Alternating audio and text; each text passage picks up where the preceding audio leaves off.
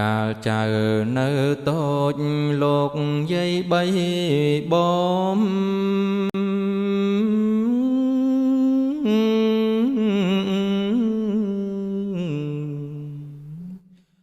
អញ្យល់ធ្នមធ្នមខ្លាចចៅ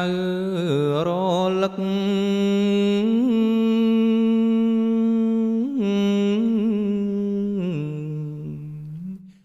ចំណីអាហារមិនខ្វះល្ងាចព្រឹក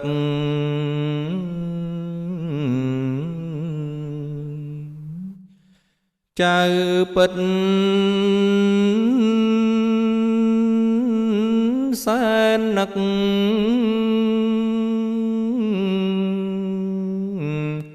ណាស់ណាលោកយាយបាត់ចៅភ័យព្រួយព្រោះក្តីបារម្ភ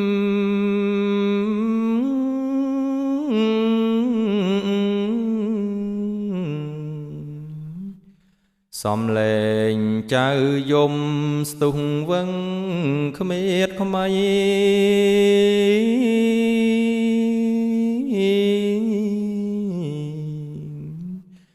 កុំប៉ះចៅអញយាយតែងជេរស្ដី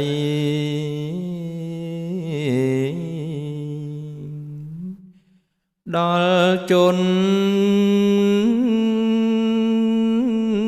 ទីតៃ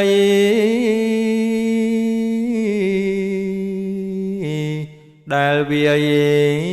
ចៅគាត់លុយគេជូនយាយហុចឲ្យចៅ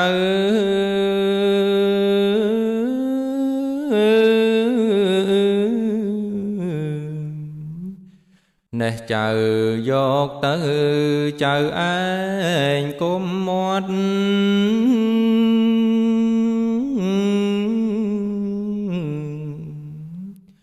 យកទិញនំហូបហើយឆាប់ត្រឡប់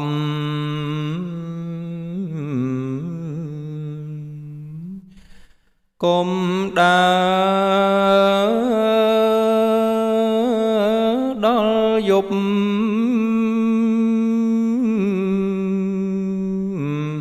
ឆាប់មកផ្ទះវិញឥឡូវចៅធំល្មមសំពេញវ័យ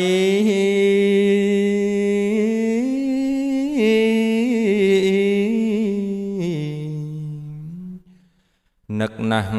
លោកយាយចិត្តតែងទុនទិញ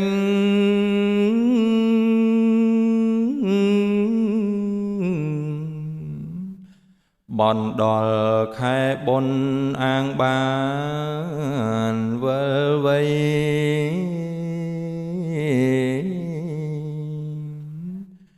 បានជួបលោកយាយ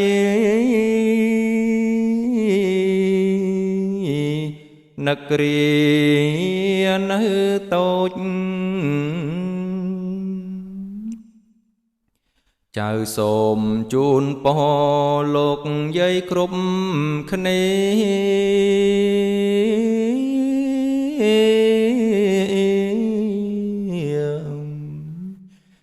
ជៀសផុតរោគាឆ្លងកាត់ឲ្យរួចជំងឺទាំងឡាយមិនថាធំតូច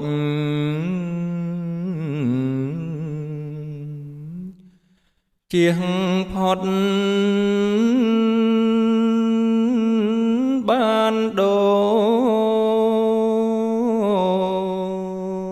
ចសេចក្តីចៅផ្សង